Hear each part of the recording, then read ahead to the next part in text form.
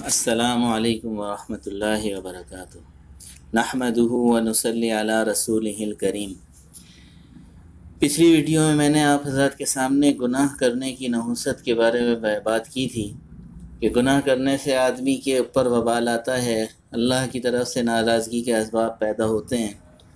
اس کو فصل وار بیان کرنے کی کوشش کروں گا تاکہ آپ کے سمجھنے میں آسانی ہو، میرے کہنے میں آسانی ہو، اور اللہ رب العزت ہمیں گناہوں کے نقصانات کو سمجھ کر اس سے بچنے کی توفیق عطا فرمائے، اور یہ سلسلہ چلتا رہے گا۔ چلیں آگے فصل شروع کرتے ہیں۔ فصل نمبر 6 میں ایک نقصان یہ ہے کہ قلب میں ایک تاریکی سی معلوم ہوتی ہے۔ گناہ کرنے سے قلب میں ایک تاریکی سی معلوم ہوتی ہے، ذرا بھی دل میں غور کیا جاوے تو یہ ظلمت صاف محسوس ہوتی ہے۔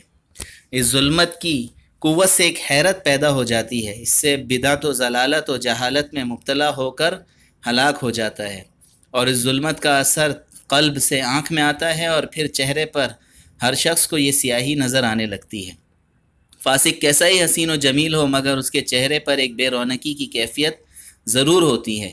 عبداللہ بن عباس رضی اللہ تعالیٰ عنہ فرماتے ہیں کہ نیکی کرنے سے چہرے پر رونق، قلب میں نور، رزق میں وسعت، بدن میں قوت، لوگوں کے قلوب میں محبت پیدا ہوتی ہے، اور بدی کرنے سے چہرے پر بے رونقی، کبر اور قلب میں ظلمت، بدن میں سستی، رزق میں تنگی، لوگوں کے دلوں میں بغض پیدا ہوتا ہے۔ فصل نمبر 7، گناہ کا ایک نقصان یہ ہے کہ معصیت سے دل اور جسم میں کمزوری پیدا ہوتی ہے۔ دل کی کمزوری تو ظاہر ہے کہ امور خیر کی ہمت گھٹتے گھٹتے بالکل نابود ہو جاتی ہے۔ رہ گئی بدن کی کمزوری، تو بدن کی کمزوری سو بدن تو قلب کے تابع ہے، جب یہ کمزور ہے تو وہ بھی ضعیف ہوگا۔ دیکھو تو کفار فارس و روم کیسے قوی الجثہ تھے مگر صحابہ کے مقابلے میں نہ ٹھہر سکے۔